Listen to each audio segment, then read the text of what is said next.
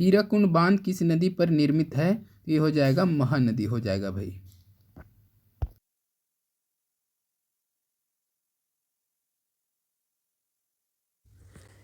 Gandhi Irwin समझौता किस वर्ष हुआ था? गांधी इरविन समझौता किस वर्ष हुआ था?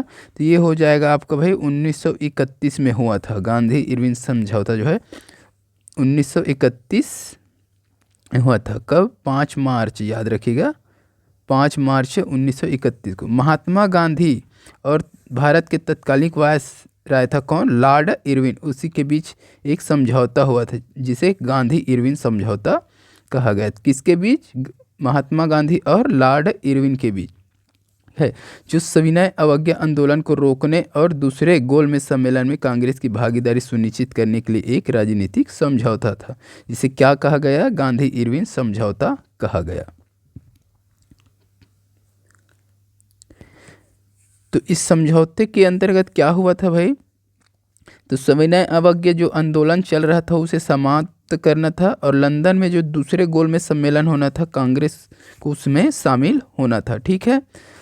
और उसके बदले में क्या हुआ? ब्रिटिश सरकार ने राजनीतिक कैदियों की रिहाई और नमक बनाने का अधिकार जैसे रियायतें दी। ठीक है, जिसके बदले में गांधी जी ने आंदोलन स्थगित कर दिया। ठीक है, चलिए अगला क्वेश्चन देखेंगे। निमाड़ी एक किसकी नस्ल है? निमाड़ी किसकी नस्ल है पूछा गया है। तो ये हो जाएगा भाई आपका गाय की नस्ल है निमाड़ी जो है। ठीक है, तो निमाड़ी मुख्य रूप से गाय का एक नस्ल है जो भारत के मध्य प्रदेश के निमाड़ क्षेत्र में पाला जाता है। ठीक है, ये मूल रूप से गिर और खिल्लारी जो नस्ल होता है गायों का, गिर और खिल्लारी, उसी से उत्पन्न हुआ है ये निमाड़ी नामक नस्ल जो है गाय का। ठीक है, इसे भार ढोने और दूध उत्पादन के लिए पाला जाता है, तो इसको अच्छे से याद रखिएगा। अगला क्वेश्चन देखेंगे। प्रायद्वीपीय भारत की सबसे लंबी नदी कौन सी है? प्रायद्वीपीय भारत, क्वेश्चन को एक बार अच्छे से देखना है। प्रायद्वीपीय भारत की सबसे लंबी नदी कौन सी है? तो ये हो जाएगा आपका भाई गोदावरी हो जाएगा, याद रखेगा। और भारत की अगर पूछता, ये प्रायद्वीपीय भारत है, और अगर भारत का पूछता तो क्या हो जाता? गंगा हो जाता। ठीक है, याद रखिएगा। भारत का अगर पूछता तो गंगा, लेकिन प्रायद्वीपीय भारत की सबसे लंबी नदी पूछी है तो ये हो जाएगा आपका गोदावरी। ठीक है, तो गोदावरी को दक्षिण, ठीक है, दक्षिण गंगा या फिर वृद्ध गंगा भी कहा जाता है। किसको? गोदावरी को दक्षिण गंगा के नाम से जाना जाता है। किस नदी को? तो गोदावरी नदी। या फिर वृद्ध गंगा किस नदी को कहा जाता है? तो याद रखिएगा गोदावरी नदी को। इसकी लंबाई की अगर बात करें तो लगभग 1465 किलोमीटर की लंबाई है। यह महाराष्ट्र के नासिक जिले से निकलता है। ठीक है, और बंगाल की खाड़ी में जाकर गिरता है ये। ठीक है, इसको भी आपको अच्छे से याद रखना है। यह भारत की दूसरी सबसे लंबी नदी है, और इसका बेसिन जो है जल ग्रहण क्षेत्र प्रायद्वीपीय भारत में सबसे बड़ा है। ठीक है, इसलिए इसे प्रायद्वीप की सबसे लंबी नदी कहा जाता है भाई। चलिए अगला क्वेश्चन देखेंगे। भारत का दक्षिणतम बिंदु कौन सा है? तो ये सभी को पता होगा भाई, इंदिरा पॉइंट हो जाएगा, याद रखिएगा इंदिरा पॉइंट हो जाएगा। भारत का दक्षिणतम बिंदु कौन सा है? इंदिरा पॉइंट। ठीक है, तो ये भारत का सबसे दक्षिणी बिंदु इंदिरा पॉइंट है, जो अंडमान निकोबार द्वीप समूह के ग्रेट निकोबार द्वीप में स्थित है। ठीक है, इसे पहले और किस नाम से जाना जाता था? तो पिग्मेलियन पॉइंट भी कहते थे इसको। ठीक है, इंदिरा पॉइंट को क्या कहा जाता था पहले? पिग्मेलियन पॉइंट या फिर पार्सन्स पॉइंट के नाम से भी इसको जाना जाता है। इसका नामकरण क्या किस कारण हुआ है भाई? जो हमारे पूर्व प्रधानमंत्री है इंदिरा गांधी, इसी के सम्मान में इनका नाम बदलकर इंदिरा पॉइंट रखा गया। तो पहले क्या था? पिग्मेलियन पॉइंट, जो कि पूर्व प्रधानमंत्री इंदिरा गांधी के सम्मान में इसके बदलकर क्या कर दिया गया? इंदिरा पॉइंट रखा गया है। ठीक है, चलिए अगला प्रश्न देखेंगे। निम्न में से कौन सा एक कूट फल है? कौन सा कूट फल है बताना है। तो ये हो जाएगा भाई ऑप्शन डी हो जाएगा। ए और बी, सेब और काजू दोनों ही क्या है? कूट फल है। ये अमरूद क्या है, तो अमरूद को सच फल बोला जाता है, सच्चा, ठीक है, सच्चा फल, कूट फल और सच्चा फल, ठीक है। सेव और काजू, तो कूट फल क्या होता है, जिनके निर्माण में अंडाशय के अलावा फूल के अन्य भाग जैसे कि पुष्पान और डंठल भी भाग लेते हैं। सेव को काटेंगे तो देखना, ठीक है, बीच में निकलता है भाई, ठीक है, जो कि पुष्पासन या फिर डंठल से बना होता है। काजू, काजू को भी देखना, बीच में मिलेगा आपको पुष्पान, ठीक है, इसलिए इस चीज़ को देख लेना है अच्छे से, कूट फल में ऐसे ही रहता है। चलिए अगला क्वेश्चन देखेंगे। तिलहन का संबंध किस क्रांति से है, तिलहन का संबंध किस क्रांति से है, तो पीली क्रांति हो जाएगा भाई, तिलहन का संबंध पीली क्रांति से हो जाएगा। ठीक है। श्वेत क्रांति क्या है, तो ये हो जाएगा आपका दूध उत्पादन से संबंधित, ठीक है।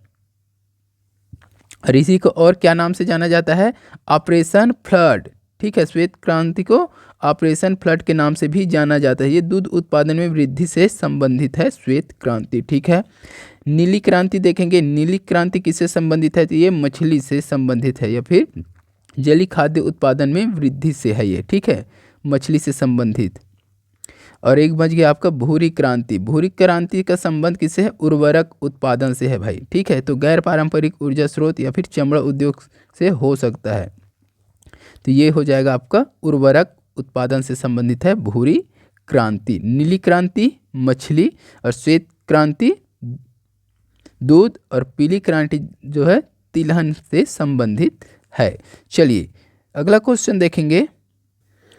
अकबर का जन्म कहाँ हुआ था, अकबर का जन्म कहाँ हुआ था भाई, अमरकोट, अकबर है ना, तो अमरकोट में हुआ था, ठीक है। कब हुआ था, 15 अक्टूबर, ठीक है, 15/10/1542, याद रखिएगा, अमरकोट में हुआ था, जो कि वर्तमान में कहाँ है, पाकिस्तान के सिंध प्रांत में है, ठीक है। तो राजपूत किले में हुआ था इसका जन्म।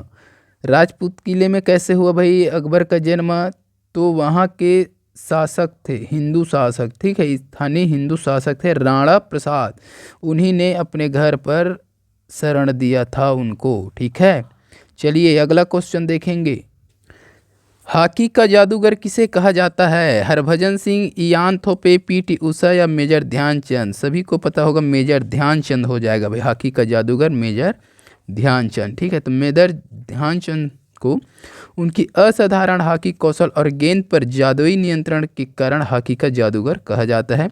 उन्होंने 3 गोल्ड मेडल दिलाया था ओलंपिक में, कब कब, 1928, 1932 और 1936, ये 3 ओलंपिक में भारत को 3 स्वर्ण पदक दिलाए थे, ठीक है। उनके जन्म 29 अगस्त को भारत के राष्ट्रीय खेल दिवस के रूप में मनाया जाता है। तो उसके जन्म दिवस को किस रूप में मनाया जाता है, 29 अगस्त का है उसका जन्मदिन, उसी को राष्ट्रीय खेल दिवस के रूप में मनाया जाता है, ठीक है। इधर दिया है हरभजन सिंह, हरभजन सिंह को सभी को जानते होंगे भाई, है ना, हरभजन सिंह। इयान थोपे, इयान थोपे और पीटी उषा, पीटी उषा भी फेमस है, पीटी उषा, इसका फुल नाम लगभग मैं ले नहीं पाऊंगा भाई, ऐसा नाम है इसका, पिलाउल्ला कांडी थेक्के परिम्बल उषा, इसका पूरा नाम क्या है पीटी उषा का, पिलाउल्ला कांडी थेक्के परम्बिल उषा, ठीक है। तो ये क्या है भाई, दौड़ में इसका बहुत सारा रिकॉर्ड है ना। इसी को उड़न परी कहा जाता है, याद रखिएगा, उड़न परी के नाम से भी जाना जाता है, ऐसा प्रश्न बनता है तो पीटी उषा को उड़न परी के नाम से भी जाना जाता है, इसको अच्छे से देखना है आपको। और एक बच जाएगा आपका इयान थोपे, ठीक है। इयान थोपे कौन है, तो इयान थोपे है ऑस्ट्रेलिया के एक महान और सफल तैराक है, ठीक है, वो तैराकी वाला खिलाड़ी है ये, जिन्हें थारपीडो के नाम से भी जाना जाता है भाई, थारपीडो। इन्होंने ओलंपिक में 5 स्वर्ण पदक जीते हैं, ठीक है। अब विश्व चैंपियनशिप में रिकॉर्ड 6 स्वर्ण पदक का है ये, ठीक है। तो इसको भी आपको याद रखना है, किस खेल के लिए है ये, तो तैराकी, ये बहुत इम्पॉर्टेंट है, तैराक के लिए। हरभजन सिंह को आप कमेंट करके बताइएगा। फिलहाल अगला प्रश्न देखेंगे। आगा खान कप का संबंध किस खेल से है? तो ये हो जाएगा आपका भैया हॉकी हो जाएगा। आगा खान कप का संबंध किससे है? तो हॉकी से है। ठीक है, तो हॉकी खेल से संबंधित ये कप है। ठीक है, यह भारत के सबसे पुराने फील्ड हॉकी टूर्नामेंटों में से एक है, जिसकी शुरुआत हुई थी भैया 1896। याद रखिएगा 1896 में। चलिए अगला क्वेश्चन देखेंगे। मनुष्य का रक्तचाप कितना होता है? तो ये हो जाएगा आपका 120/80। ठीक है, 120/80 होता है। तो ये क्या है भाई? 120 क्या है? ये सिस्टोलिक कहा जाता है। 120 वाले को क्या कहा जाता है? सिस्टोलिक। और ये 80 वाले को कहा जाता है डिस्टोलिक। ठीक है, ये नॉर्मल है। 120 और 80 सिस्टोलिक डिस्टोलिक। तो 120 सिस्टोलिक होना चाहिए और 80 डिस्टोलिक। तो ये नॉर्मल है, सामान्य। ठीक है, उच्च रक्तचाप में क्या आ जाता है? सिस्टोलिक की अगर बात करें तो 130 से 39 तक, और डिस्टोलिक डायस्टोलिक बोलते हैं ना, और वो हो जाएगा 90 से 80 से 90 हो जाएगा। ठीक है, और हाई में और क्या हो जाता है भाई? 140 से अधिक हो जाता है। डायस्टोलिक जो है 90 से अधिक हो जाता है। ये हाइपरटेंशन स्टेज 2 का है। ठीक है, चलिए तो इस चीज़ को आपको अच्छे से याद रखना है भैया। और कम रक्तचाप में क्या हो जाता है भाई? 90। जो सिस्टोलिक जो है 90 हो जाता है, वो डिस्टोलिक जो है 60 हो जाता है। ठीक है, तो ये हो जाएगा आपका कम रक्तचाप वाले का। चलिए अगला क्वेश्चन देख लीजिए। भारत की सबसे लंबी नदी कौन सी है? भारत की सबसे लंबी नदी अभी बताया था, गंगा हो जाएगा, गंगा।